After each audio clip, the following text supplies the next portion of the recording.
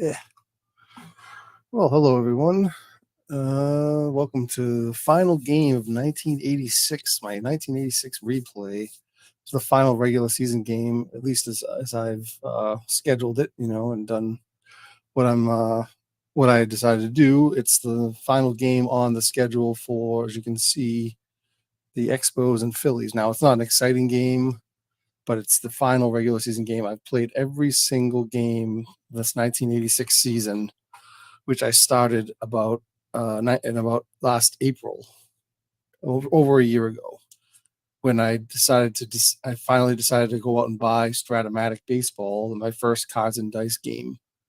And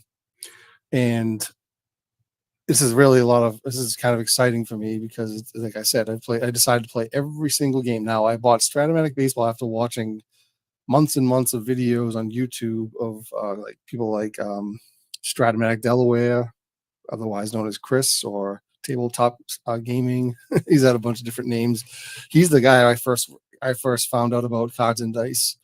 I don't know how he came upon my stream. I was watching him. He was doing a lot of like 61 Yankees, the Race for the Babe. He was doing that kind of stuff, and I enjoyed it, and I thought it was very interesting. And but at the same time, I was like, well, it seems like it would take so long to play this game, and to get like a real good amount of games in, and hey there, Beatles, hey Slashed. So feel free to join with the link if you can. Hopefully you can hear me.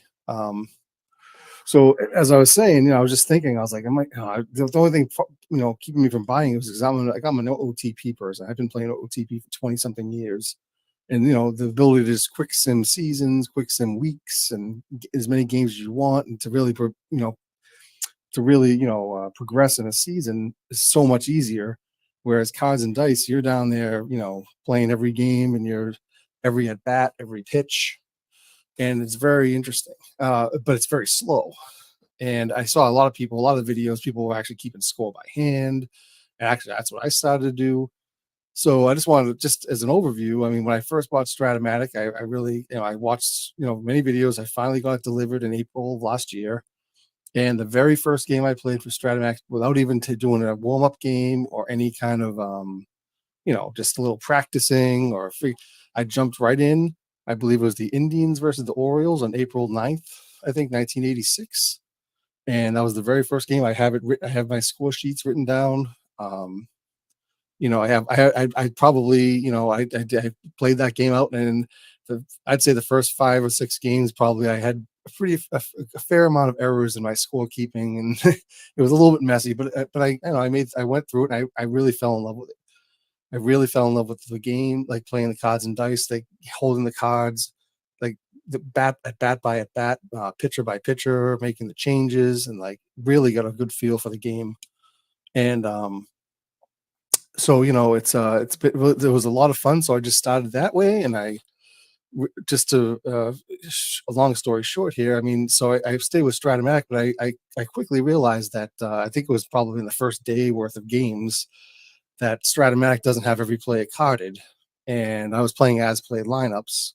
And I think the first time I realized this was like the first Red Sox game where they had Glenn Hoffman starting at shortstop. And guess what? No Glenn Hoffman, no Glenn Hoffman card on Stratomatic. So I was a little bit disappointed there, and I actually had to, I played Stratomatic for the first 3 or 4 weeks of the game, or 3 weeks of the game or so, and I had to basically kind of like substitute people that weren't carded. I had to substitute like another player that I thought was like similar, like Ed Romero I used his card for Glenn Hoffman.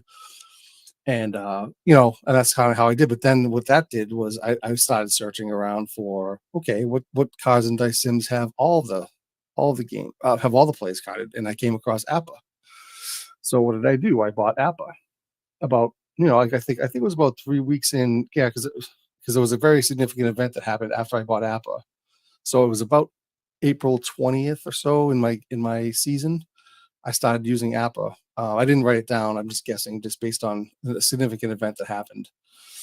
So I bought APA. I got APA, and again, I never practiced, and I just dove right in with APA, and I started picking up right where I left off.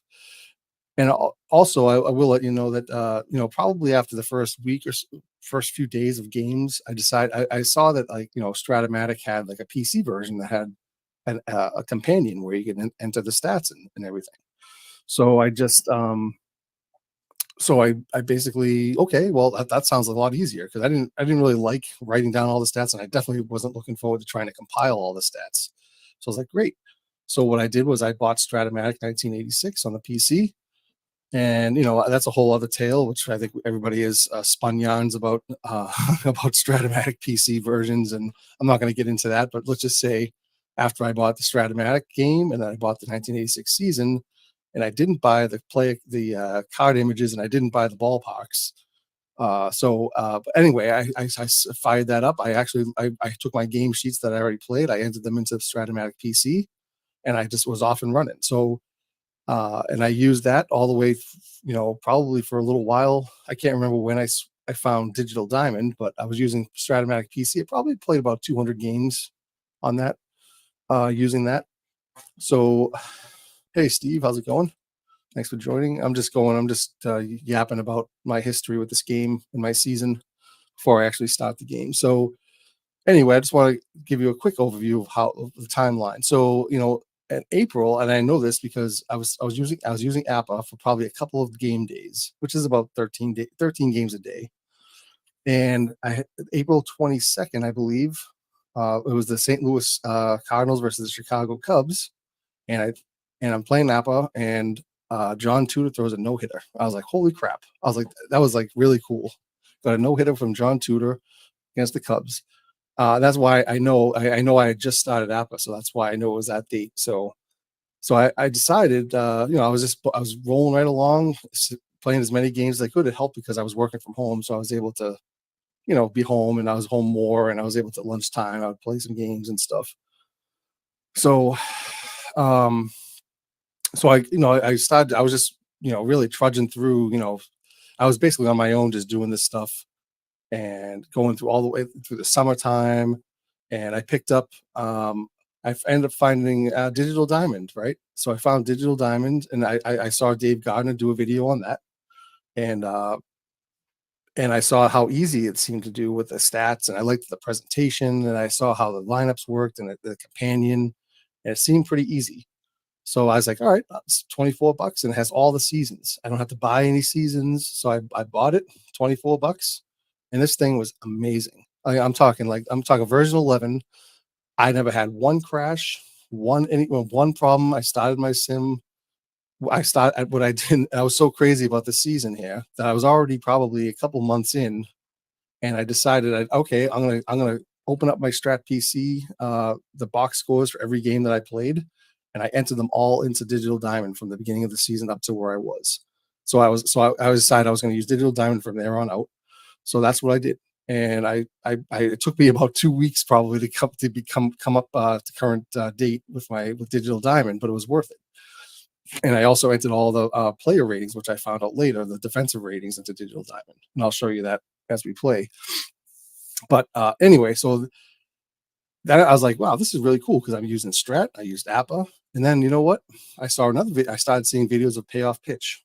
And I was like, you know what? That looks like a lot of fun. It's got these pitcher cards that have like strike, wheelhouse, tough pitches, and the pitcher batter interaction. It seems really really unique, and I thought that was really cool. So hey, bought the '86 season on Payoff Pitch. Unbelievable cards. This is my favorite game out of all the cards and dice, and which I'm going to show you tonight. I'm not going to be able to show you the cards and stuff, but I'll show you. I'm going to be playing that tonight. But I played Payoff Pitch basically for most of the time, and then I was like, you know what, this is really cool. I've used 3 sims so far as I've been doing my replay. Why don't I try to? I have Digital Diamond open. I have 2 monitors. I was like, why don't I give Action PC a shot? So I was like, all right, I purchased Action PC 2023, and I was like, you know what? This has the lineups are more or less the same. Like, they have all, I don't have the rosters look like almost exactly identical. Almost. I mean, there was a few adjustments I made from some games, but yeah. I mean, I started playing Action PC on one screen, entering the results in Digital Diamond on the other, and it worked out great. So I was using that. Whenever I was switching back and forth a little bit between Appa, Payoff Pitch, and PC Replay. Then I was like, not PC. I'm sorry, not Action PC. So then I was like, what else can I use? So there was a few other cheaper ones I saw. I actually used why I bought Pocket Pennant Run, and I played that for a couple of days. That was a lot of fun. It's not really my cup of tea. I mean, it seemed a little simplified for my liking, at least for this sim. But I incorporated that, and I used another one called Back to Basics, which is I think it was like $8 or something like that. It was really cheap by Downey Games, and that was really interesting because that was all uh, fast action card, flip card related, and it was all. And they had an app they had an Excel spreadsheet that you could actually just flip the cards on there, and then you had the roster sheets. And I actually only used a day worth of games. I only did about 13 games that because I kind of found out that the stats on that it seemed very light on the hitting, on light on the offense. A lot of 1-0 games, not a lot of home runs, more doubles than hits, for instance. A little bit awkward with the stats. So I stopped using that. But anyway, I started using, and then I say, hey, I'm an OOTP fan. Why don't I use that? So I started using OOTP every once in a while, just to throw it in there. That's a little bit more difficult to get in sync with Digital Diamond, like the rosters in OOTP for historical. Obviously the as played lineups are fine; they're the same, but the 25-man roster, or what you call the bench players, they varied compared to like Digital Diamond and Action PC. They were a little different. I don't think they had the complete a list of the 25-man rosters. So it took me a long time just to get all those rosters in sync before I could play the games and record them in Digital Diamond. So I kind of only used that maybe about 3 or 4 or 5 days worth of games. Uh, so so that basically I ended up sticking with Payoff Pitch for the most part after that, probably from July or June on. Actually, and then I'd use Action PC when I felt like I wanted to kind of give myself a break from doing managing and letting the computer just do it, just simming them out, not simming them out, but actually going through the games, letting the computer do decisions on the substitutes and whatever else they wanted to do, and I'll just record all the results. And that was a kind of a break for me, and I'd be able to kind of speed up the game, the play a little bit of the games. It would take me about 15 minutes to get through a game, whereas it would take me like 20, 25 minutes for Payoff Pitch. So I hope everybody can hear me on this, because if I'm talking and it's not recording, I'll be really upset. But anyway, so it brings me down to I started getting into this is right around the time when I started getting into the Discord, and with the Beatles, and I met Beatles, and I found him, and I found all the guys here on the Discord, with the Field of Dreams guys, and now all this great group that I found. And and since then, basically, I've been sharing my 1986 replay. I think everybody who's been on the Discord knows about the my 86 replay. At one point or another, someone we've always talked about every time, hey, where are you on your 86 replay? And I'd give a little update. And I had a small group of guys on the Discord when I actually started to just stream some of the games I was doing on the Discord. And I had a small group of guys, and I'll just name out like Dave, Lando, Buckshot, uh, and Jamie. Jamie is on there. Basically, those like 3 or 4 guys really that were on there. Like every night, I'd come on like 8 o'clock, 8 or 9 o'clock, and I'd just fire up a game. And this is before the Discord became really big. It was just basically me going, "Hey, I don't know if anybody's going to see this, but I'll go." But Dave would, and the 3 of us, the 4 of us, we would just sit there, and I would roll the game, and we'd just look at the stats, talk. And the best part was just talking about the '80s decade in general, because we're all about the same age, and just talking about the players and looking up. And that Jamie or Dave would look up the player on Baseball Reference. We'd find out about all the different players. It was a lot of fun. So I really enjoyed incorporating the community into that. And so I've been doing that since probably November, December of this year. And well, let me just shut off my Discord. Sorry. Anyway, and yeah, so it's been a grind, obviously, like getting through all these games, but it's been a lot of fun. I never once felt like a job or anything. I've enjoyed every game. I've a lot of storylines I found out, and I'll go through some of them as we play. But I've been just kind of grinding it out. And since this Field of Dreams started, it's kind of slowed down a little bit. I thought I'd be done by March or April this year, but then since this Field of Dreams took off in January, it really took a lot of my time and my a lot of enjoyment. And we only have so much time in the day, right? But I definitely wanted to. But I always kept playing a couple games here, a couple games there during each day, and tried to just keep it going. And here I am. So that's a long story short. It's not a short story. It's a long story long, really, when you think about it. Thanks, Bernie. Appreciate you coming in. like I said, feel free to join. I think I posted the link there. If anybody wants to join in on the chat, we can talk about stuff. You can ask questions. I'm gonna get going on this thing. I don't know. I think I'm looking at my screen. I have a new computer with a 4K monitor. I don't think it looks like the words are kind of hard to read on the screen. I don't know if it's like that for everybody, but I apologize. But I can only stream in 720p because I'm a cheapskate and I have a free version of StreamYard. So anyway, so right now I decided to celebrate with this wonderful game of Montreal Expos versus Philadelphia Phillies, the last game of the regular season. And these lineups, I'm going through the lineups like, oh my God, these lineups are terrible. Like some like no Mike Schmidt, no like, none of the big guys, no Von Hayes is in there. Okay, so let me go through the lineups here of who you're going to see. But what I was thinking about, I think at some point in the game, I'm going to probably throw in Mike Schmidt, throw in some of the regulars, and then that belong in there, like Tim Raines and no Randy Hunts and Rene Gonzalez. It's like, oh my God. But I guess it's the end of the season, so what are you going to do? But so the starting lineups for the Expos here is Casey Candell leading off, Mitch Webster, George Wright, Andre Dawson's batting cleanup. Andres Galarraga had a good season, 315 with 15 home runs. Luis Rivera, a future Red Sox player. Rene Gonzalez, as we mentioned. Randy Hunt catching, and Bob Sebra on the mound, bringing out the big guns for this game. And for the Phillies, we have Milt Thompson leading off, Jeff Stone batting second, Rick Really Big Shoe at batting third. I have a story about these Phillies and Rick Shoe, which I'll get to during the game, maybe in his first at bat. And then Von Hayes, he's had a good season, 311, 27 dingers. Ron Renicky, Greg Legg, that's a good name. Not much of a player. Now we got Ron Reynolds catching, and we got Steve Jeltz at short. And on the mound is Bruce Ruffin, who actually had a really good season. Actually, only 10-3, but I got a 1.92 ERA, so we'll get into that too. Yeah, Mitch Webster from Webster. Yeah. All right. So I think what we're going to do is I got the cards all set up, so I'm just going to hit play. I hope this works out because I haven't done this in a while. All right. And let's see. We got Bob Sebra, Bruce Ruffin.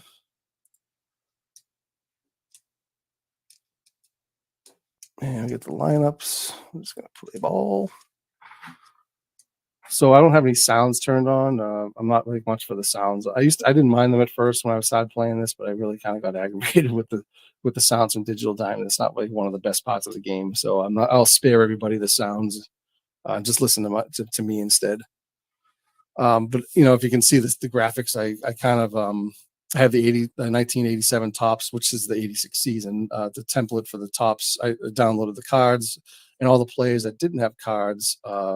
For instance, like George Wright here, I have I use OOTP, which I had the 87 tops template for, and I also and I generated his using the face gen from OOTP, and I generated a card there that way, which is a little bit unique, I think, but it definitely makes it look, at least from a distance, it looks everything looks uniform for the season, which I think is really cool, and it's got the players in their right uniforms too. So.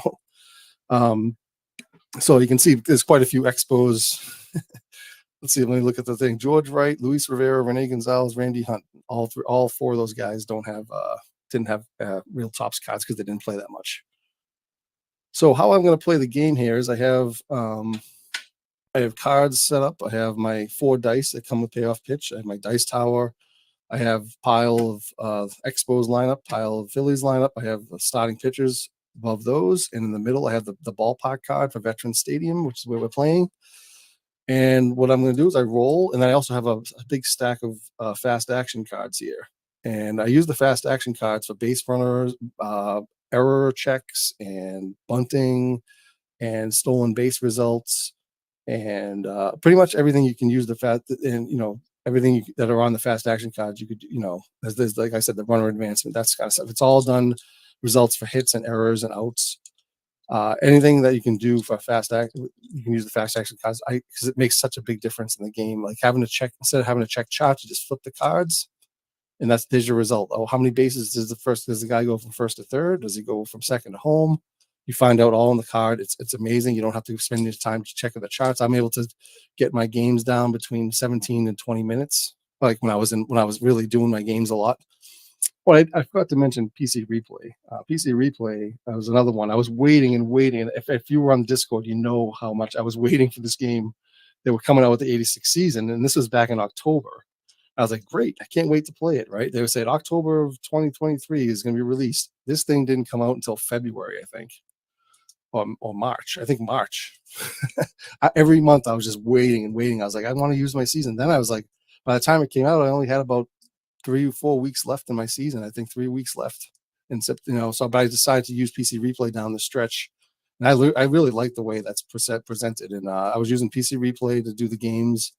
I played probably the bulk of the last 2 or 3 weeks, game weeks, and using it, and I really liked it. I wish I could have played it more with it, but no, I think it was good. And unfortunately, for my next season that I'm going to be doing, the PC Replay doesn't have a season, so I'm not going to be able to use that. But anyway, let's get going. So we got Bruce Ruffin versus Casey Candell.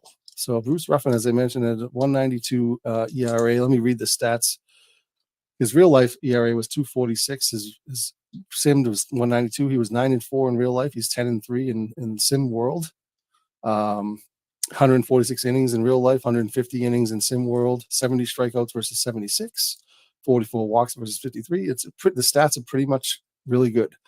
Whip 1.24 versus 1.12. So he's definitely doing better in the season, but everything really is in line. And I found that to be the case with most of the players in my league. So it's really good to see. So here we go. I'm going to roll. So we got a 6 and a 61. A 6 on the pitcher card is a tough result, and a 61 against a lefty is a single for Casey Candell. So here we go. Just wait a second. The single. Okay. And then we got next batter is Mitch Webster. Mitchy the Kid. Casey Candell at first. I don't think he can steal. Let's see. Is it 5? No, he can't because he had a 6. All right. He has a 6 and a 20. So another tough result. And this one's going to be a strikeout. And that brings up George Wright. George Wright is, again, he only played 56 games in real life, 41 in my sim. And, that's not really a lot of big sample size there. So he's got a 9 and a 17. 9 is in play. A 17 is a single for George Wright. And I'm going to flip a card to see where the runner goes, and he's going to only get one base. So single, runner goes to second. So some early trouble for Bruce Ruffin here with 1 out. It is Andre Dawson. 2 and an 87. 2 is a defensive check. So my defense check comes on my card, and the defense check says it's an error check on the right fielder. Now, if you notice, every one of the you probably can't read it, but each one of the players has defensive ratings for each position that they played on the screen that I entered. That Digital Diamond allows you to enter the defensive ratings for the Payoff Pitch game or whatever game you want to use. I think Dwayne Mart uses the APA, so he puts the APA defensive ratings in there. So it's a big time saver. It keeps you from looking up cards and having to look up score sheets and stuff like that. So here we go. We got an error check on the right fielder. Ron Renicky has a right field error rating of 5. On the ballpark card, the ratings go from 5 to 1, 5 being the best, or the least chance of an error. And in this case, the chances, I have two percentile die. I'm going to roll it. It's 1 to 24 chance of an error. 25 to 99 is an out. So it's a 96. So it's going to be an out at second base. I'm going to flip another card, and it's going to tell me what the result is. So an out at second base is a ground ball double play. So it's a 4-6-3 double play.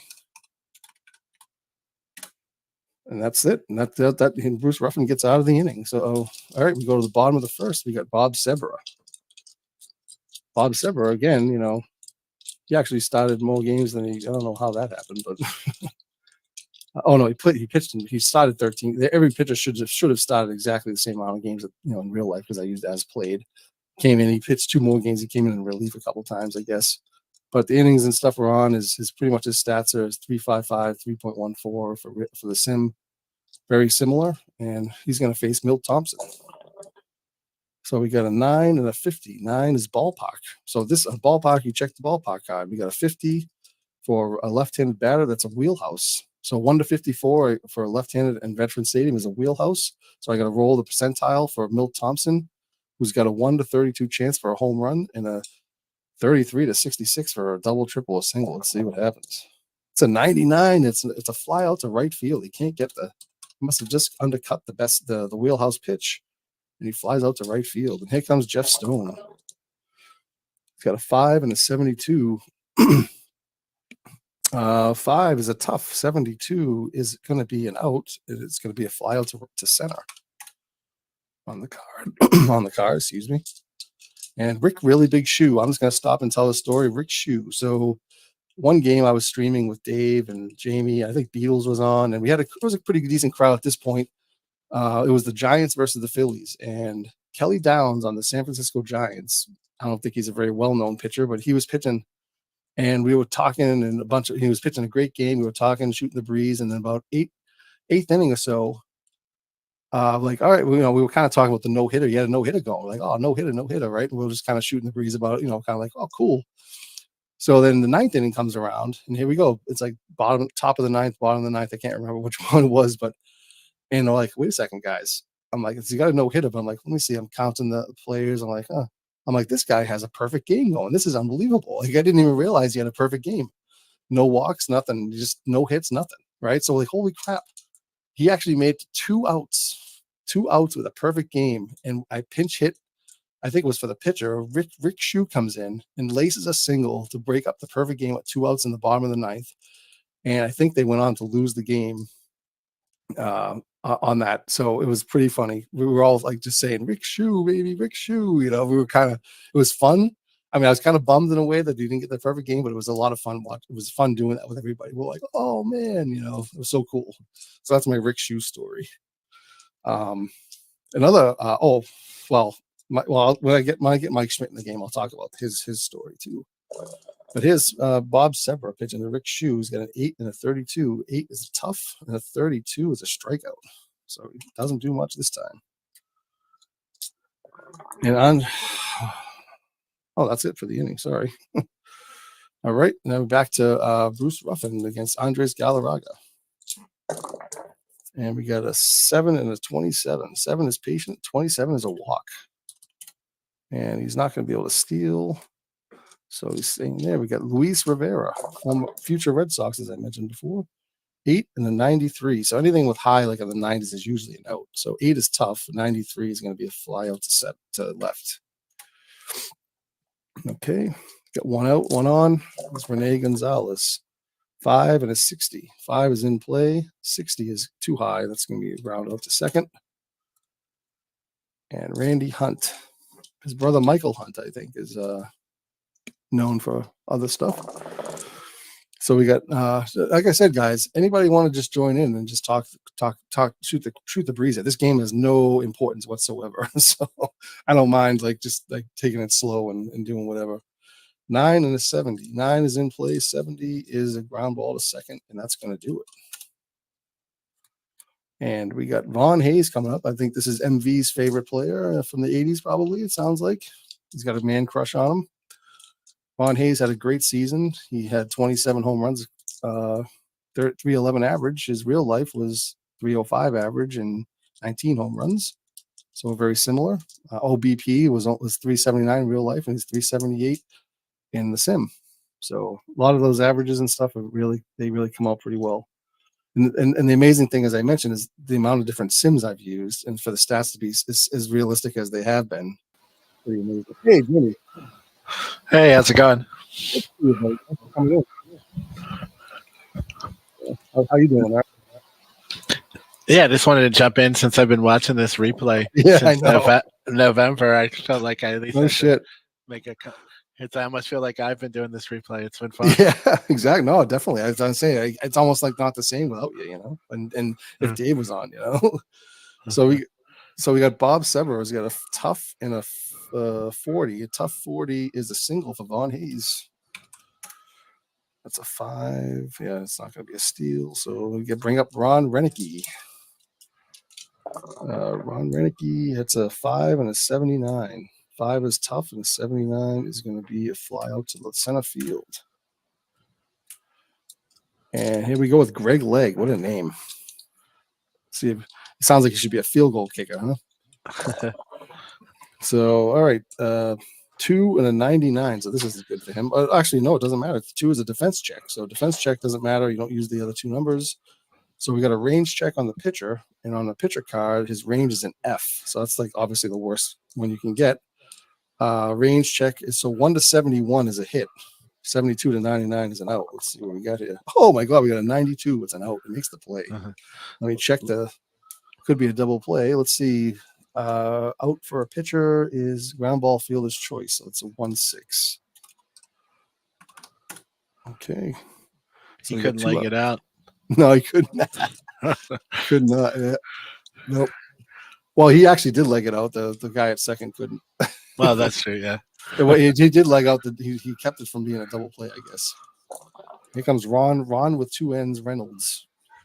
All right. He's got an 11 and a 59. 11 is in play. 59 is not going to do it. That's an F. Fly out to right field. Dawson has it. So that does it for the bottom of the second. Here we go to the top of the third. Pitchers coming up. Bob Sebra, whopping 2 for 26 in the season, 0.77 average.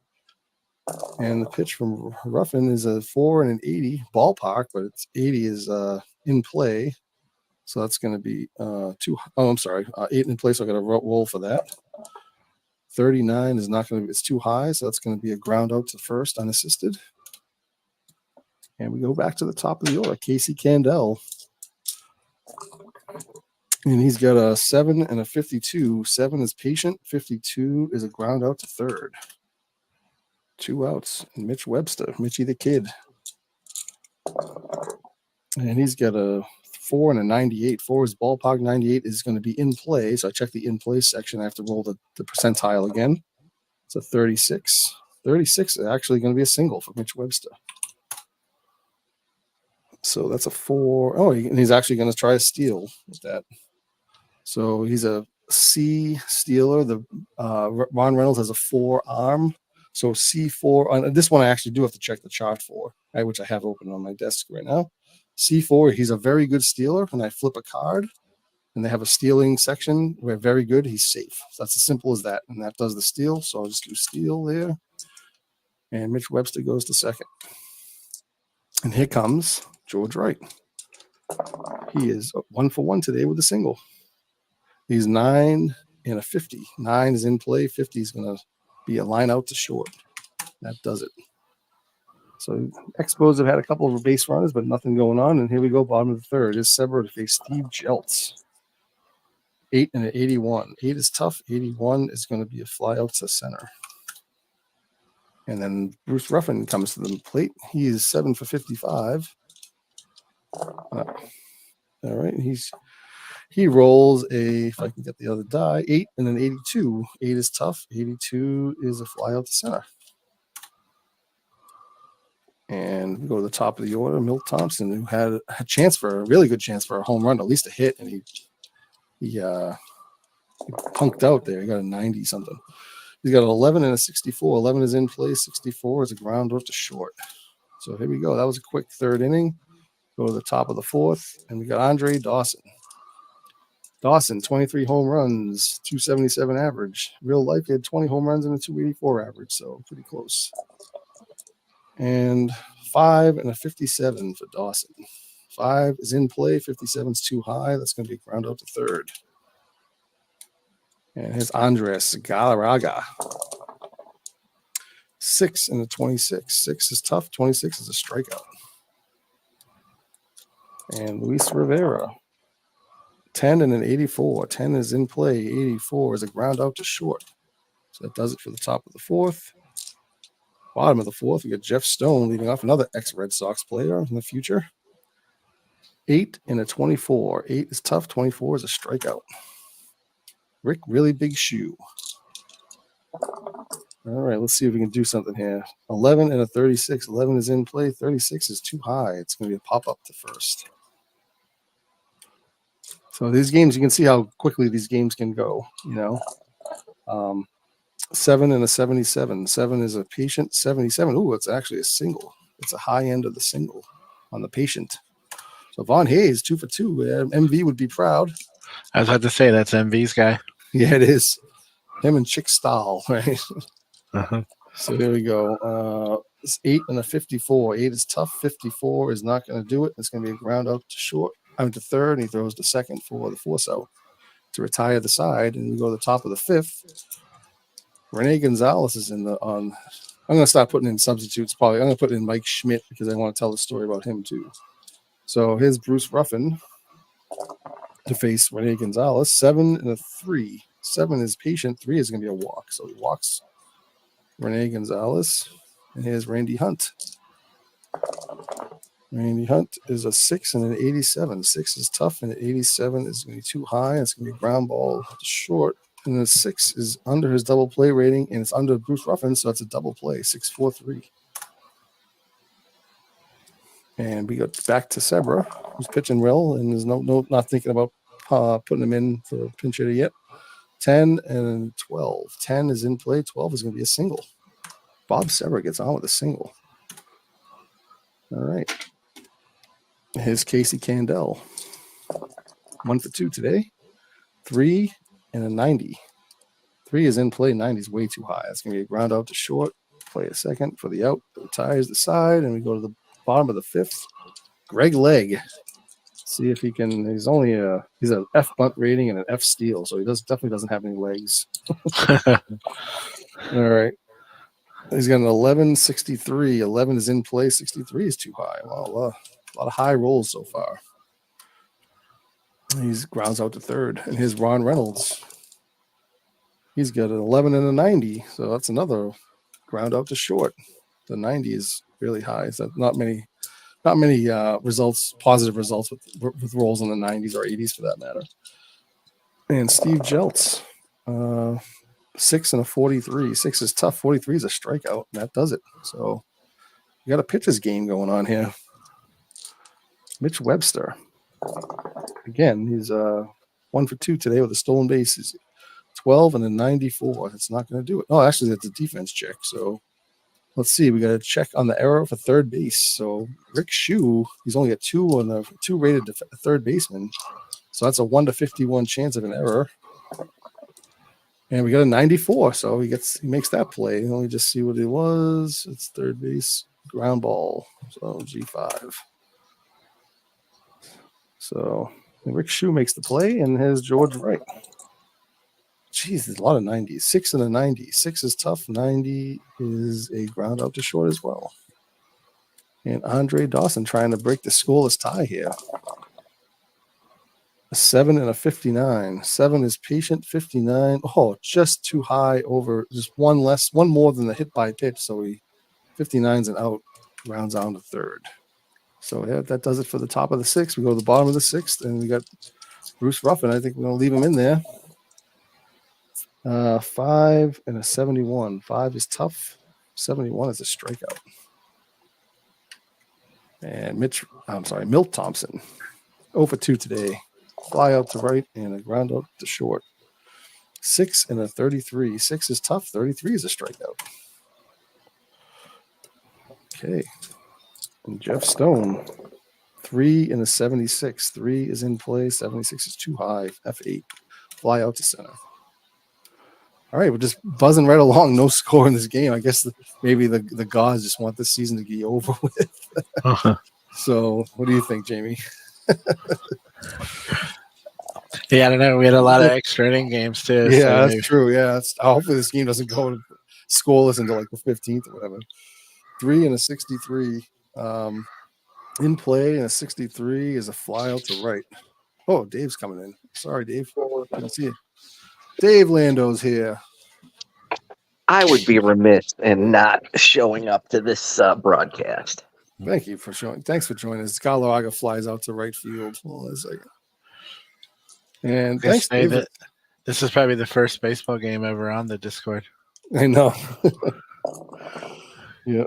Bruce Ruffin pitches to Luis Rivera, 10 and a 6. 10 is in place. 6 is going to be a single. Rivera. So he's on first. And Rene Gonzalez, let's see if we can. I'm going to see if we can get him out of here. He's only hit 087. Let's get into the what's he positions he playing? Short? Third. Hold on a second. Third. Tim Wallach's out there. It's got to be Wallach. Yeah. Tim Raines, I got to get him in there. I'll bring in Tim Wallach. Let's get his card. Where is Timmy Wallach?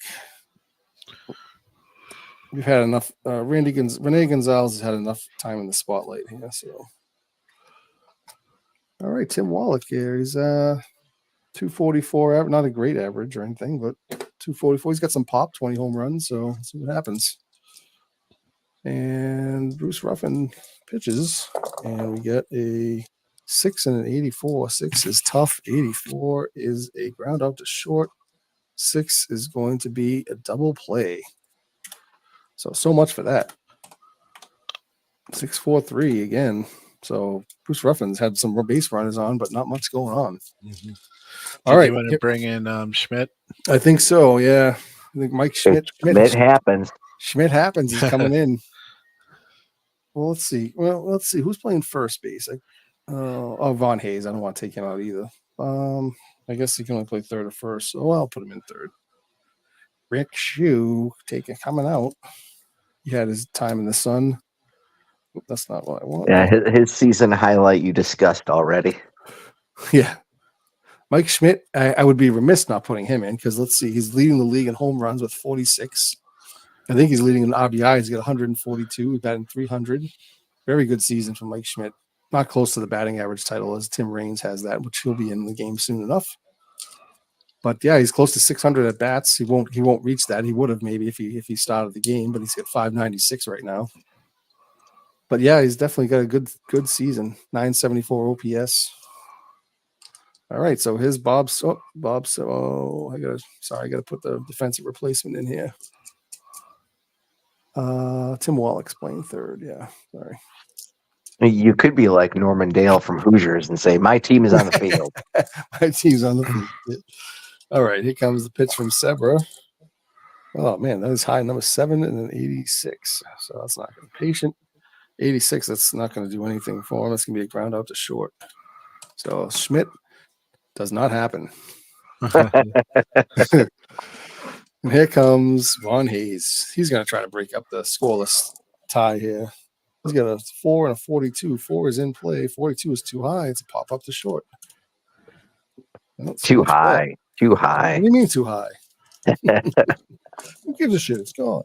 10 and a 97. That's just gonna be a fly out to the left. 97. You don't even have to check. It's a batter card. All right, so here we go. Let's see. Randy Hunt, who's the catcher. I'm gonna do the defensive shenanigans here first. Gotta put Schmidt at third. All right. I think we will. Ruffin's going to stay in, but let's see. Who do we got? Catcher for Montreal. Dan Billadello. Oh, man. Why not? We need a Paisan in this game. Is he? Yeah, let's see. You got a few catchers. Jeez, you got Tom Nieto, Wilfredo Tejada, Dan Billadello. Wow. They've certainly had plenty of guys backing up. I think I'm just going to stay with Randy Hunt. Did Tim Raines beat out Sachs, officially now beat him out? Oh yeah. Oh god, yeah. We'll see his numbers in a sec. 7 and a 71. 7 is patient. 71 is too high. That's gonna be a fly out to center. Too high. All right. I think Bob Sebra, as well as I feel bad taking him out. He's throwing a 2-hitter. I can't take him out. Yeah, and he's got a base in this game too. So let's see what happens. 3 and a 22. 3 is in play. A 22 is another single. Can you believe that? Bob Sebra gets on base with 2 singles against Bruce Ruffin. All right, so 1 out. I would like to bunt him over, but I don't know if you do that with 1 out. What do you guys think? Should I try a sack? Well, he's a suck. He sucks at bunting. He's an F. Casey Candell, so I'm not going to bother. No. Yeah. Unless I put a pinch hitter in for him to bunt. We can get really funky here. I mean, Casey Candell's nothing special, right? No. I think who we got? Al Newman? Alfred E. Newman? Hello, Newman. Tom Foley. He's a debunter. Let's see what Al Newman can do with bunting. If he might not He's a D. Wow, this team sucks at bunting. All right, forget it. I guess we'll leave him. We're not going to bunt. All right. Watch him hit like a double or something, run scoring double. 4 and a 75. 4 is ballpark. 75 is going to be in play. So basically, this he needs a 32 to be on base safely, or less. Then he gets a 90. That's going to be a ground out to short, and it's going to be a double play. Another double play. I think that's 3 in the game for the Expos. So, all right. So Sebra is going to face Greg Legg, who's the second baseman. I mean, they got to put Juan Samuel there or something. I think he's coming out. He's gone. I think Juan Samuel's coming in. Yeah, nothing we could do. He's gone. God, I love that. That is correct. All right, 5 and a 12. 5 is tough. Oh, I didn't even talk about my story with Schmidt. God damn it. Well, I'll get that on the field. I'll do it. Tough 5 and 12 is a strikeout. So this game is going nowhere fast. It seems like. All right, Ron Reynolds. You never know. It just takes one hit. So we got a 3 and a 9. 3 is in play, and 9 is going to be a single. Yeah, single for Reynolds. Steve Jeltz is again another D bunter, so I'm not going to move him over. 8 and 9 and a 10. 9 is ballpark. 10 is wheelhouse. Steve Jeltz does not have any. He has no home run power though. He needs a 1 to 32 to be on base safely. It's a 46 and he's out. It's a ground ball to first, and 7 is double play. Nope, it's not going to be a double play. It's going to be a G ground out 3 to 6, and then it's going to be a fielder's choice. All right, Bruce Ruffin. I guess we're just going to leave him in. He's coming out after this, but if he gets up again, he's coming out. But let's see, 9 and then 82. 9 is ballpark again. 82 is in play, so he only has a 1 to 9 chance of getting on base here. He's got a 23, so that's going to be a pop up to third. All right, we go to the top of the 9th. No score, unbelievable. The games definitely don't end like this. They're not usually no score games. There is some offense on here, so let's see. Don't forget your Schmidt story. Yes.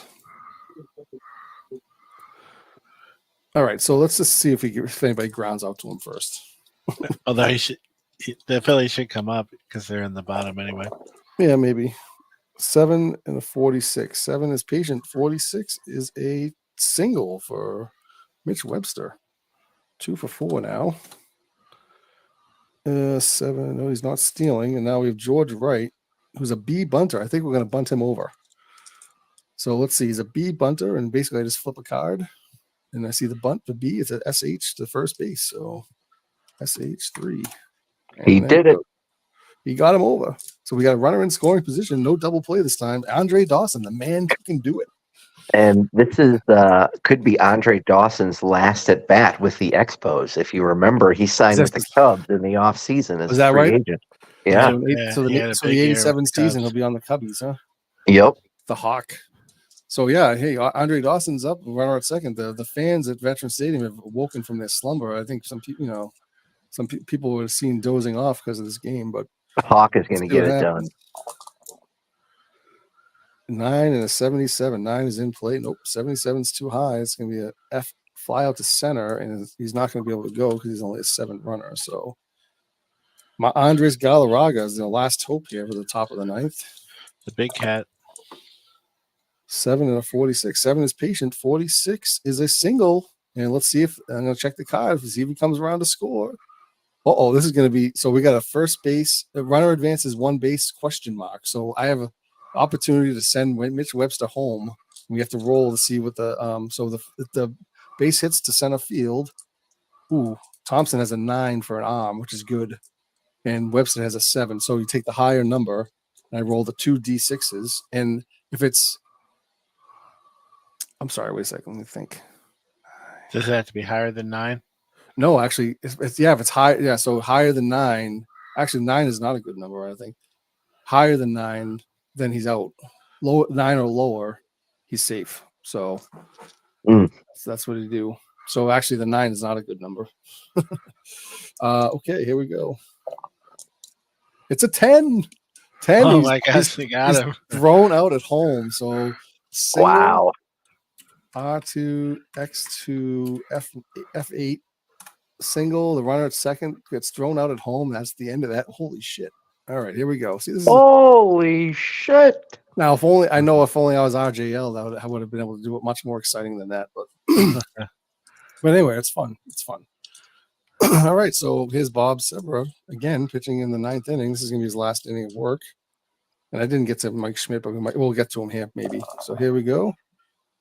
We have a 4 and a 32. 4 is in play. 32 is just too high, and it's a pop up to short. Jeff Stone. 6 and a 63. 6 is tough. 63 is a single for Jeff Stone. I got the single off the tough. 6. You can't steal. So Mike Schmidt, here he is. All right. Real quick Mike Schmidt story. So I think it was involving the San Francisco Giants and the Phillies, which was the same thing with the Kelly Downs, the near perfect game.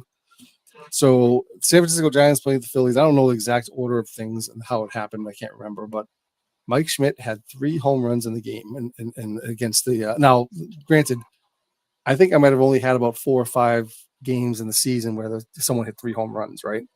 Now, the funny thing is that wasn't it. I mean, so Mike Schmidt had 3 home runs, but the San Francisco Giants, out of all people, Randy Kutcher, the outfielder, had 3 home runs as well in the same game. So this was exciting because I was like, holy shit. Like in this game went extra innings. I did a little write-up about it using AI and I put it on the Discord. But Randy Kutcher had 3 home runs. Mike Schmidt had 3 home runs in the same game. It was an unbelievable game. And Bernie was on here. I was talking to Bernie about it. I don't know if he was watching it, but we were so excited about it that Bernie looked it up and we found out that, at least from what we researched, nobody in baseball, that's never happened in baseball history. Like there's never been a game where 2 guys hit 3 home runs in the same game.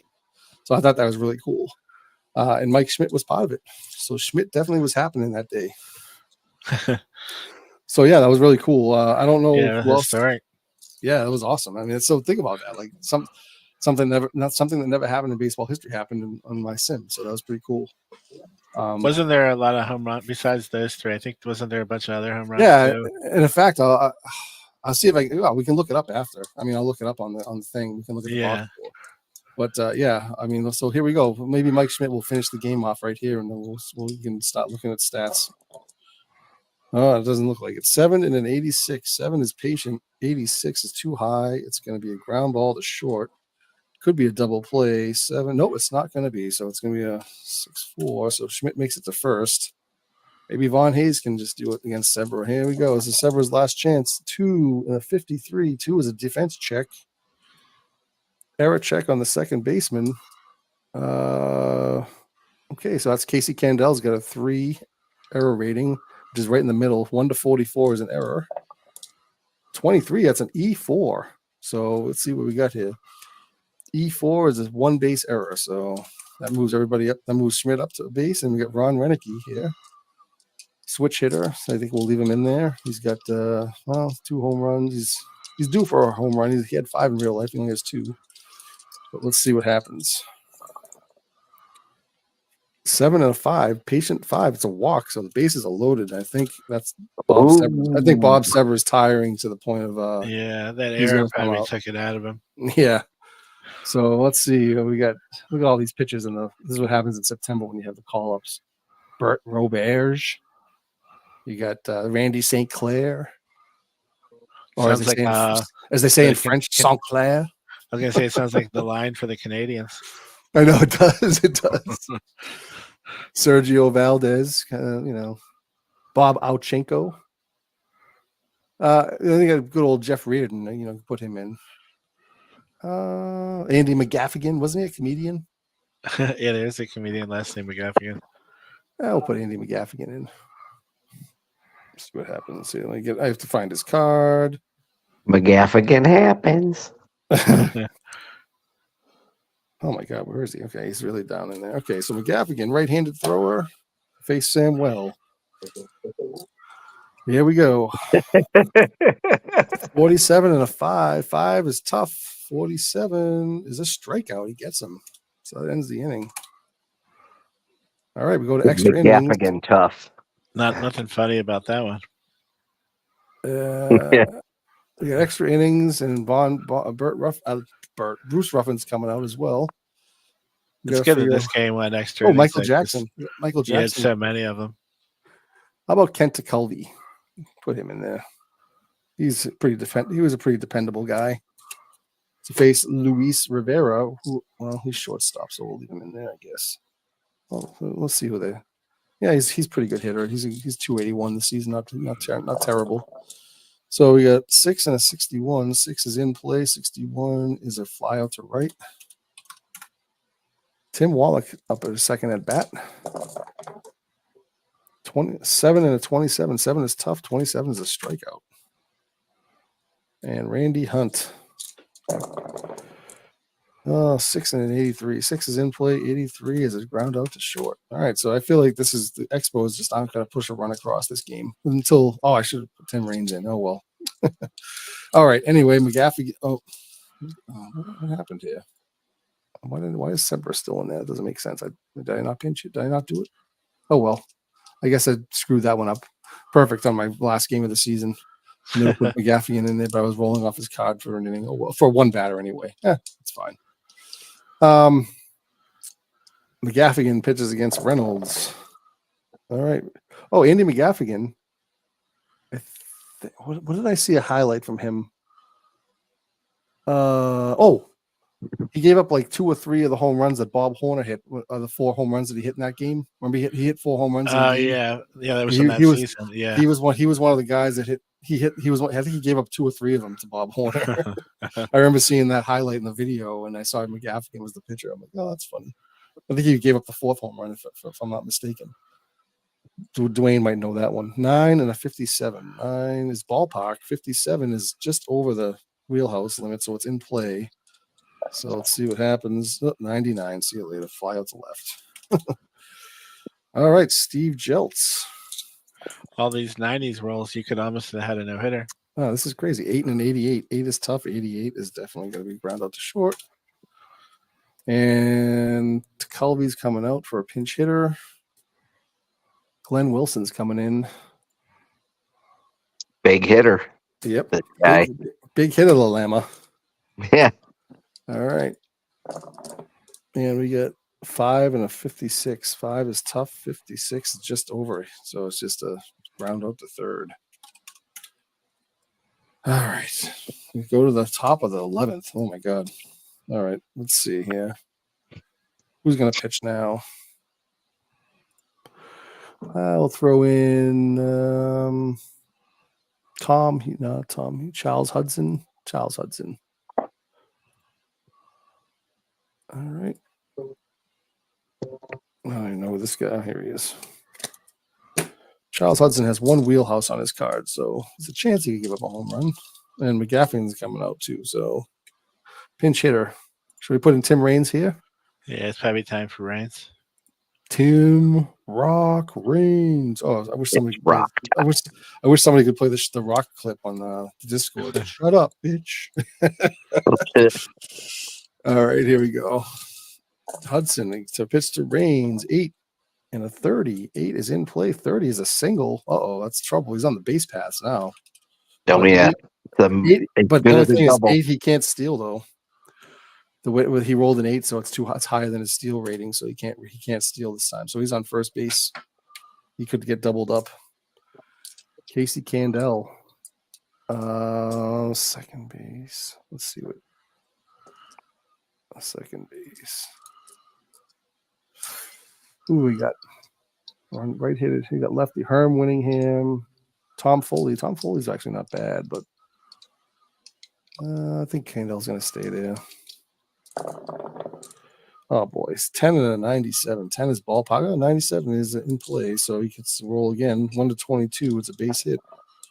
It's a 42, and that's going to be ground out to the pitcher, and 10 is not going to do it, so it's going to be a G16. All right, so Raines stays at first. Oh, I'm sorry. Candell goes to first. Raines is out at second. Here comes Mitchie Webster. 11 and then 99. Oh, my God. Fly out to left. George Wright. 6 and a 74. 6 is patient. 74 is a hit by pitch. Charles Hudson hits George Wright. So now we got the runner, go ahead, run and scoring position for Andre the Hawk Dawson. Could be his last Expos at bat, possibly. 10 and a 6. 10 is ballpark. 6 is wheelhouse. Oh boy. Might get something here. 1 to 37 chance for a home run, but a 1 to 73 chance for a hit. So could be over either way. And it is a 58. This can be a single, and we're going to see flip a card. And the runner at second scores. This game is now, no, it's not over, but it's a run scoring single. And it's 1-0 Montreal on Andre Dawson's base hits a single. All right, so here we go, 1-0. And Andres Galarraga, and he's 11 is in play, 98 is a fly out to left, and that does it for the inning. But the Expos take a lead, and Jeff Reardon's coming in to shut on down. The wings of the Hawk. Yep. Tim Raines is part of the inning. I never looked at his average to see. Well, we can look at it after. But Jeff Reardon, he hasn't really had a great season, I would say. If I remember, he's kind of, his games were like fire drills, really. Where the hell is he? Hold on a second. There we go. It'd be funny if I lost his card or something. I'm sitting there looking all over the place in my broadcast, you know. Jeff Reardon to face Milt Thompson to try to shut down the 1-0 game here. 9 and a 29. 9 is in play. 29 is a base hit. So it's lead off single for Milt Thompson, and 9 is too high for a steal, so he's not going anywhere. Let's see. Jeff Stone's a bunter, so he's an A bunter, so he's going to see if he can move him over. And, it's a question mark. So basically I take it goes to the catcher. So I look at the catcher's error rating, which is a 1, which is terrible. And I have to see if it's a basically I roll 1d6. If it's basically it has to be a 1 for it not to be an error. So 2 through 6, it's an error. It's a 2, so he gets on with an error, so it's a E2, and now we got first and second with nobody out. And here's Mike. Boy. Happens. Here comes Schmidt. Oh, is he going to end the season? We got a 5 and 11. 5 is tough strikeout. So Reardon comes back and gets Schmidt. Vaughn Hayes. 9 and a 36 in play. It's a base hit for Vaughn Hayes, and Thompson's coming down. Run. He will. It's another question mark. So we got to. It's the same thing happened, right? Same. Another hit to center field, except was it Thompson? It wasn't Thompson that got thrown out. No, it was an exposed guy. But it was Webster got thrown out. Yeah, Webster's a 7. So basically, if it's 8 or greater, it's an out. If it's 7 or less, it's a run scored. Webster can advance. And we got a 12. He's out. Oh my God! So it's a base hit to center field. R2, X2, F8. So there we go. So it's still 2 outs now. One is at first and second for Ron Renicky. This is the last chance. 2 great plays in the field today. 11 and a 44. 11 is tough. 44. Oh my God. 44 is a single. And here we go again. Wow. Flip another card. The runners advanced 2 bases. So the tying run scores. And the winning run's at third base with Juan Samuel up. So we have more baseball possibly. Holy crap. And we got a 12 and a 60. 12 is defense check. So here we go. We got an error check on the pitcher, Jeff Reardon, who's a 5. So that's the best rating you can have. So 1 to 24, and that's an error, and this game's over. And it's a 97, and he makes the play. So ground out to the pitcher. And then we go to more inning, more baseball here. You go to the top of the 12th. That's amazing. I told you, Jeff Reardon made it so easy. He just threw it between his legs and got him. Yep. Luis Rivera facing Hudson. 10 and a 10. 10 is ballpark. 10 is wheelhouse. Rivera has no home run power, of course. And it's a 0-0, but I don't do the 0-0. 0-0s are rare plays, but I just re-roll again on those. 88, that's going to be an out. So let's ground out to short. Tim Wallach. I'm just going to kind of go through it a little faster. 57 and 51, tough 51. That's going to be too high for ground out to third. Randy Hunt. It's 5 and a 3. It's a strikeout. So here we go. Ron Reynolds to face. Oh, I think Reardon's going to come out now. And we'll put in someone. Who should we put in? St. Clair? Or who's up? Ron Reynolds, right-handed? I'll do Tim Burke. Where is this guy's card? Come on, Timmy. Timmy. He's deep in there. All right. I didn't realize my mic was muted. This game is like the irresistible force versus the movable object. And 10 and 26 is a strikeout. Oh my God, this is the West. Yeah, I guess Schmidt's gonna have. He might get his 600 at bats after all. 9 and 90. 9 is tough. 90 is a ground ball to short. And Charles Hudson's gonna come out, and we're gonna put in. Oh, we might get everybody in here. So who else we got? Gary Reedus. Yeah. Yeah, I guess Reedus. Yeah, Reedus. Yeah, why not? A whole field of wacky Reedus. Okay. Gary Reedus, 6 and a 46. 6 is tough. 46 is a strikeout. Oh, Tim Burke comes in, mows him down. And now we got a new pitcher. This is going to be Michael Jackson. Why not? Michael Jackson's way over his innings, but whatever. I'll put him in there for a few, just for an inning or so. All right, and Tim Burke's coming out, so we got a lot of movers and shakers here. All right, moving and shaking. All right, pinch hit. At least we got plenty of bench here, right? Al Newman, Wallace Johnson, Tom Foley. I'm gonna put Tom Foley in there. The lefty versus the righty matchup. 7 and a 91. 7 in play. 91's a ground out to second. Okay. Everybody watching is probably like, wow, this game's going on forever. Uh-oh. Sloppy die. I just dropped the die. Oh, crap. There's one. Hold on. Reroll. Reroll. The dice just go everywhere. The operator made an error. Shit. Bending over is not for me. In a lot of ways. Okay. All right, where was I? Casey Candell.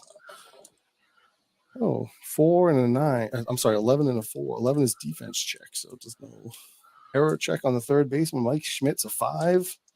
1 to 24 is an error, and it's a 26, and he makes the play. Pop up to the third baseman. And Mitch Webster, 2 outs. 96 and an 8. Patient 96. Nope. Fly out to left. And that does it for the top of the 13th. Come on, boys. This game's got now we're going to need a new pitcher again for the Expos. We're getting close to putting in Bert Roberge. Milt Thompson said we'll put Bob Alchinko in there. He's a spot starter, but the hell with it. Where is he? Oh, I have Bob McClure. I could have used him too. But lefty against lefty here. It's the last game of the season. All bets are off, right? All hands on deck. Yeah. All right. 9 and a 31. 9 is in play. 31 is a pop up to second. And another lefty, Jeff Stone. Let's see. Let's see what we got on the bench. Can anybody play? What's he playing? Left field? Chris James. He's a righty. Yeah, why not? Greg Gross is a lefty, so I'll do Chris James. All right, where is he? Here's, I believe, the cousin of running back Craig James. 9 and a 7, 9 and 11. 9 is in play, and 11. That's going to be a single. Oh, I'm sorry, that's a double. No, a single against the lefty. Single for Chris James. So that was a good pinch hit right there. First down. And who's up but Mike Schmidt? This is at bat number 600 on the season. Oh, he got there. Testing to get that 600. Facing Bob Alchinko. They're going to leave him in there. He's going to take him deep. 7 and a 47. 7 is tough. 47 is not going to do it. It's a ground ball to first, and it's not going to be a double play. So that one didn't quite have the distance, Jamie. Vaughn Hayes comes up with 2 outs, 6 and a 31. 6 is in play. 31 against the lefty is not going to do it. It's a pop up to second. So Bob Alchenko comes in and does the job. Michael Jackson's going to come out. And we got who did I pinch hit there? Oh, there's James in left field. Steve Bedrosian. Oh, actually, no. I'll bring in Dan Schatzter. Good God. Dan Schatzter actually started the season on the Expos, so maybe let's see what happens. We're going deep into the Topps collection. Yeah, I know. All right, a 4 and a 6. 4 is patient. There, he walks the first guy. And he's going to go for a steal. He's not a very good. He's a D stealer, and the arm is a 4. D4 is a normal. So he's normal. Let's see. We'll flip the card. Normal is safe. So he steals the base. George Wright being aggressive on the base pass, and here's Dawson again trying to put the lead runner in again. So 67 and a 5. 5 is in play. 67 is a ground out to second, but that's going to get the runner to third. I'm 90 feet away. Yep. Here's Galarraga. 6 and a 5. 6 is in play. 5 is a double. That's going to score the run and put him in scoring position. So Galarraga comes in. And Rivera, 9 and an 85. 9 is tough. 85 is a ground out to short. And I think he's going to hold at second. Tim Wallach's up with 2 outs. So it's 2-1 game. And we got a 5 and an 85. 5 is in play. 85 is a ground out to short. And that does it. So should I leave Alchenko in there? I mean, he did pretty good. Yeah, I would keep him out there. All right, why not?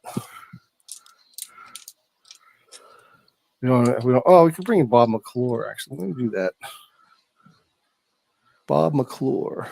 He's a good guy to put in. Wasn't he the actor on the He was on the Brewers. He was on the You Brewers. might know me from other. Maybe. He was on the Brewers during the season. He got traded. All right. Here's Ron Renicky. 5 and an 83. 5 is patient. 83 is a walk. Wow. Against the lefty. So he's on base. And we got Juan Samuel. I think we should bunt him over. He's a B. We got a sacrifice bunt to the catcher.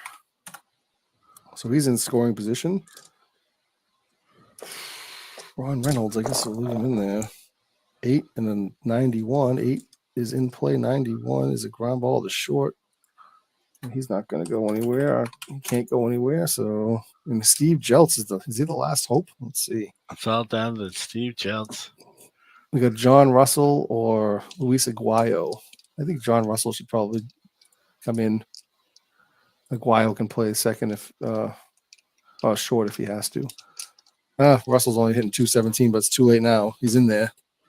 They shoved him out there. Controversial call. But he has some pop. He's got 11 home runs, so he could win the game with one swing. Let's see what happens. Oh, no way. 9 and a 98, and that's going to 9 and a 98 is going to be a fly out to left, and that's going to do it, folks. That's the game. Wow. But Mike Schmidt got his 600 at bat. So the 1986 season ends with a 2-1 victory for Montreal Expos over the Philadelphia Phillies. Congratulations, Mike. You did it. Think about all the work you put in. All the baseball cards, every game, every team, all the defensive stats you added into the game. You typed them in manually. I know. It's awesome. It really is cool. You added your ballpark. Surreal. It's surreal, actually. Way to go, buddy. Way to go. Thank you, man. Yeah, so that's it, man. I hope everybody enjoyed it. Thanks, Beatles. Thanks, everyone. I really appreciate you joining in. We can stay on and chat for. Let me just put my cards. Thank God this game is over. I know, 14 innings. Holy shit! It's like I thought it was fitting though. It went extra innings. Yeah. Phillies turned 4 double plays in that game. So yeah, just take a quick look. So Dawson ends up with his 100th RBI that game. That's pretty cool. Oh wow. Yeah. That's good. Let's see. Philly, not much to really go over offensively. The pitchers, Chinko got the win, is 3-0. McClure got his 4th save. Schatzer the loser. Boy, was he. What's that? Yeah, I know. So that's it for that game. Let me just go back. Let's see if I can remember. Who was it? Was it the near perfect game we were talking about? With Downs, yeah. Let's see. I think the best thing is probably just go to the team, go to the player. You probably can't. I don't know. Can you read the screen, or is it just too small or too messed up for you? It's too small for me, but yeah, I'll read it out. I'll just read it. That's my new monitor. My daily. There we go. No, that's not. Yeah. So let's see. Was this it? 9 Giants and Phillies. Yeah, 1-0. Let's see if I can look at it. Yeah, 1 hitter. Rick Shue with the hit. Actually, the Giants still won. So they gave up the no hit on the top of the 9th. So the Giants still won the game. Is that there he is? He struck out 10 batters, 1 hit, 260. Yeah, so he's at the time he was 2-3. So that wasn't even the game I wanted to look at. It was the Schmidt game. I don't even remember that one. Let's see. Schmidt. Oh, that's Philly. Hold on a second. The Schmidt-Kruk game.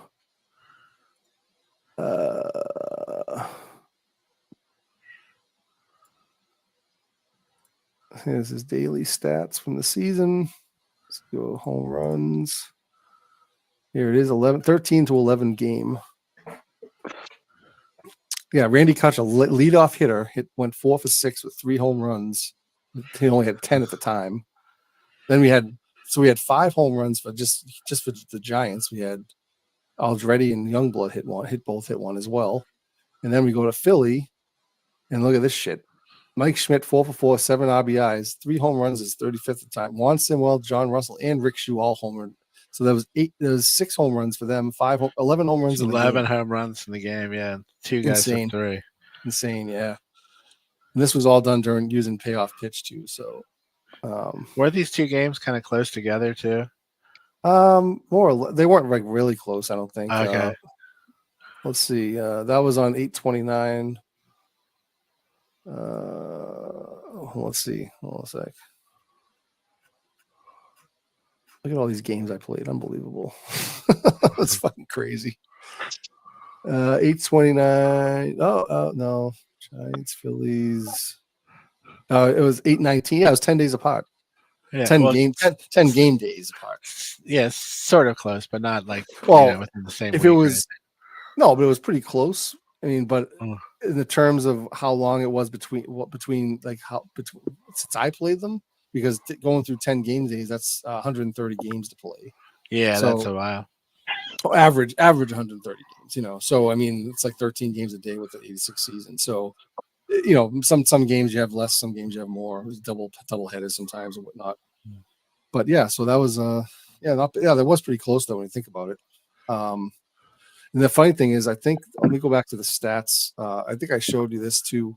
Like I mentioned, there was only so many three home run games, and I think at one point I had 3 home run games for anybody, and then on one particular day, I had 3 players hit 3 home runs in a game, and just on one day. Let me see. On one day, wow. Yeah, let me see if I can find that out. Let me see.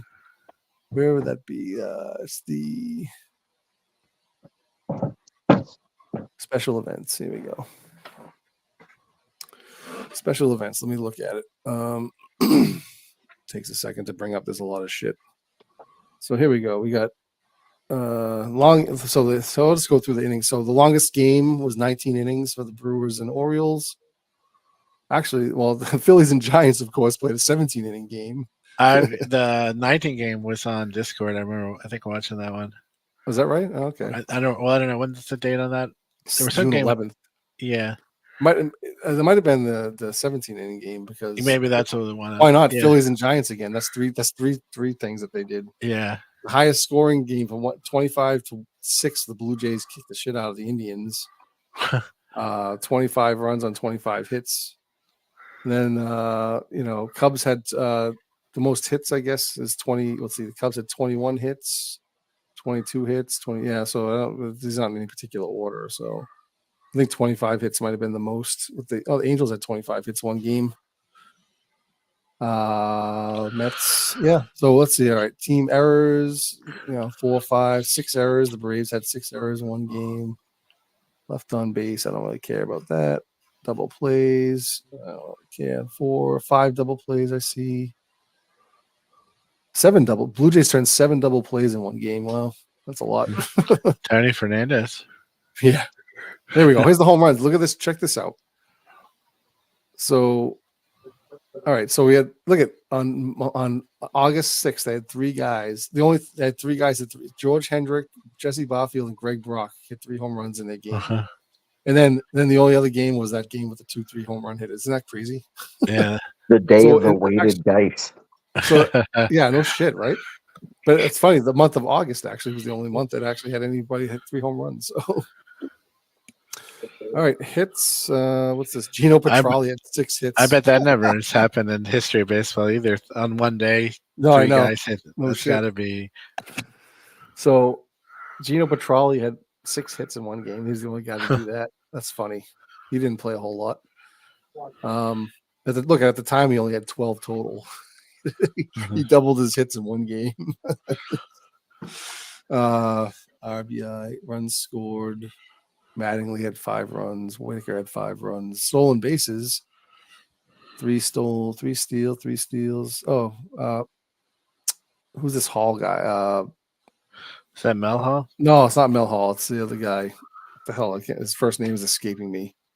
I want to say Andre, but it's not Andre Hall. It's what team does he play for? Atlanta. Oh, what the hell was his name? I can picture him now.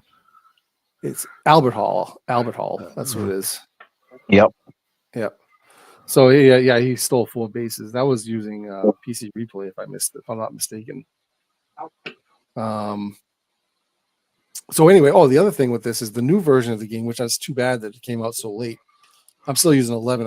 I do have version 12, but one of the things I suggested was to on the box scores you'd be able to edit the game summary. So and I can actually add in for whatever my next project was. What I would have liked to do was add in what game I used to play each game. You know what I mean? Like this game was simmed with Stratomatic, or this game was simmed with Payoff Pitch.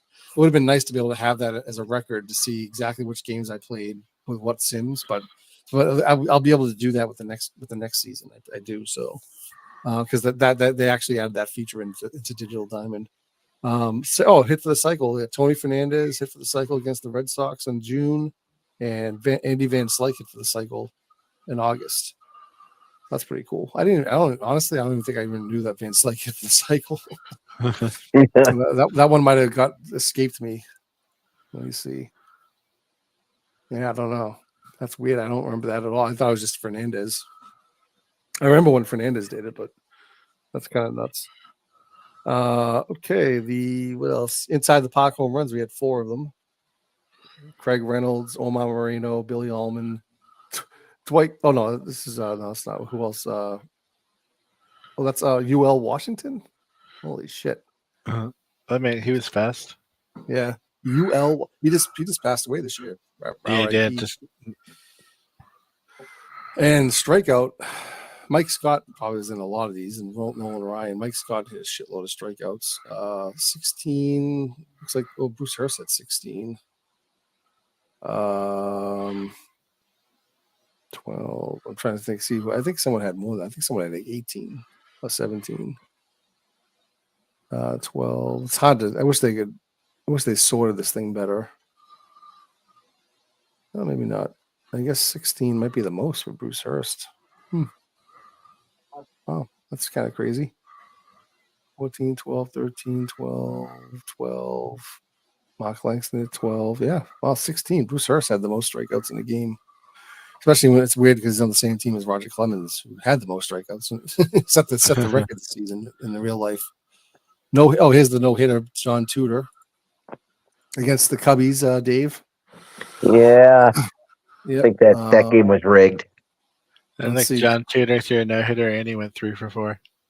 Yeah, I know. No shit. 3 for 4, too. That's crazy, right? Yeah, so that's interesting. Big goose egg for the Chicago. So that's that. I mean, it's good that I'm glad I did this because what I'm going to be doing is this is a good primer for I'm going to be doing the playoffs now. Playoff. So let's look at the final standings. 1 second. Actually, on the new version, I did an import of this season just on there. I was messing around with setting the playoffs up. It's very, very simple to do. It's not because I didn't know how to do it. So you just go to postseason, set how many series, the number of series you want, and just does it. It basically just figures it out by the division standing. So let's see. So yeah, we got the Blue Jays with 100. They had it took them to the last game of this season to get 100 wins. They were kicking some really serious butt for a while. They lost 9 in a row right at the end of the season. So and look at it. I mean, they only ended up 4.5 games above Detroit. That's kind of crazy. You can see that the Blue Jays. I don't know if you can't see it, but it's they finished the season 1-9 in their last 10. Wow. And the Red Sox actually, as bad as they were doing. Yeah, they had a huge win streak. They still finished in 4th place, but they ended up at 86 and 75, 11 games above 500. They were below 500 for almost the whole season, and they actually had the second most run differential in their division with 113. The Blue Jays had 199, so they finished their season 9-1. So they gained 8 games on the Blue Jays just in the last 10 games. The Mets ended up with 103 and 59 with the best record in the league. 162 run differential. Expos finished in second with 19.5 games behind. The Angels finished in first in the AL West. Again, the Blue Jays were the only division that didn't have the real life winner. The Angels won their division by 8 games with a 90 and 72 record. They made a really good second half run too. Yeah, they did. Yeah, they weren't even up there. They were. Yeah, we looked at that, right? We looked at the first and second half standings before. So they finished the season winning 6 in a row. Yeah, because when I first started watching your replay, they were like 3rd or 4th, and they came charging in. Yep, exactly. And the Houston Astros, I think they pretty much went wire to wire for the most part. With the pitching staff they have is like with Ryan and Scott and Jim DeShays and Bob Nepper, pretty good staff. They end up with 93 wins and 69 losses. The Reds finished in second. And then right in front of the Padres and the Dodgers, Giants, and Braves. The Braves are pretty bad. I think the White Sox are the worst team by far. Chicago. Not unusual. Yep. And the Pirates were the second worst. So eat that, Beatles. Anyway, that's that. Anybody want to look at anything? I mean, I plan on doing some kind of like reporting. I know nobody really cares about the stats that much. It's not their replay. So. But I mean, we did just because we followed it. Yeah. Yeah, I mean, it's always. I think it's always interesting to see how anybody's replay finished out with stats, how the stats came out. Yeah. But to see Wade Boggs won the division batting title at 351. Jesse Barfield led the home runs of 44 for the American League. 158 RBIs for George Bell. The Toronto just kicked some ass. Like Bell and Barfield just like monsters. I mean. What's that? 83 home runs between the two of them. Yeah, that's a crazy season for Bell. Yep. Dave Kingman, 38 home runs. Yeah, I think I saw like 25 of that. Yeah. Not really. Marty Barrett did well. Yeah. Marty Barrett hit 330. Yeah, that's like for way over. Yep. Gaetti had a really good year. Mattingly, obviously. Herbeck. Yeah, they're basically the usual suspects you would expect. Rob Deere, 34 dingers. Ken Phelps, 38. I think he hit at least 12 or 13 more than his real life number. Yeah, I remember he was one that he definitely had a great. Yeah. And Tim Raines just took over the batting title. I mean, Steve Sachs. Oh wow, yeah. Steve Sachs was leading for the most of the season. And then Tim Raines just like took it over, just pulled ahead. Raines must have killed it that last month. Yeah. Yep. Yeah. Let me see if. I don't know. You can't really see by month. It doesn't have those splits, I don't think. Oh, it does have it. No, it does. Yeah. So let's see. In September, he hit 373. In August, 327, 371 in July, 396 in June. Wow, he did. Yeah, his second half was pretty. Second half. I mean, he did well. I mean, he did the whole time. 320 every month he hit over 300. I mean, you know what I mean. So what are you gonna do, right? What are you gonna do? Let's see if Steve Sachs. I mean, he's probably the same way. I mean, he was just insane with his averages. Yeah, it seemed like he was like around 340 all season long. Oh, he hit 288. He kind of cooled off in September. He hit 288. 294 in October. I mean, that a limited time. But I mean, look at 394 in May, 382 in July. So that's pretty good, right? Tony Gwynn did good. Kevin Bass, actually, he had the longest hitting streak of the season, I think. I got to drop off, guys, right, but Dave. Congratulations again, Mike. All right, Dave, thanks. Appreciate it. Talk to you later. Let's see. ERA leaders. This is a little bit off because I think that I messed around with the minimum amount of innings you need. I wouldn't worry about that. That's not really right. So I'm not going to use these as my awards. I'm probably going to figure it out. But the MVP would be George Bell, which isn't that's not a stretch at all. Yeah, I don't know why Ricky Henderson's there because his I feel like that's a bug because like his average is like 250 something. There's no way he should be there. But George Bell is definitely a good. AL Cy Young is Jimmy Key, Jack Morris, Ron Guidry, Lee Brandt, Smithson. So Jimmy Key is probably a good bet, but there might be some other guys. Mike Schmidt, obviously, for MVP for NL. Tim Raines, obviously, in the conversation. Eric Davis, he started off the season sucking bad, but then he came back pretty good. And Mike Scott, I think, is definitely he's a cinch for the Cy Young. He was like 24-4. Yeah, he was crazy. He had like a ERA 23-4 with what's his ERA? 1.24 and a 0.83 WHIP. So that just tells he just took control. Let's see, hit streaks. We got the longest hit streak was 31 for Kevin Bass. That's pretty good. 21 for Tony Gwynn, 21 for Hubie Brooks. 23 for Trammell, 22 for George Bell. Jim Rice had 21, Lee Lacy had 21, and Damaso Garcia had 21. So that was interesting. So that's the overall stats for the season. Oh, my throat's killing me, man. I don't know. I hope I'm not getting sick again. All right, so so I guess that's it for now. I appreciate everybody joining. I guess we'll get on the Discord for further talks. But look for my thank you. Look for my stream. Thanks for being around, everybody, and I appreciate the support. And it's a good feeling. And I still have 3 more series to go. So technically, at the most I have 21 games, and at the least I have 12. So. Until then, I'm going to stream all my playoff games. I think, without regaling everybody of the tales of the season, I could probably get through the games a lot quicker, probably. Yeah. I mean, I would say I could get through the games in the same amount of time as a game, doing the Field of Dreams League, so, but thanks everyone again. I appreciate you joining. Thanks, Jamie. And, we'll talk again soon. That does it for the 86th regular season. Thank you. Bye-bye.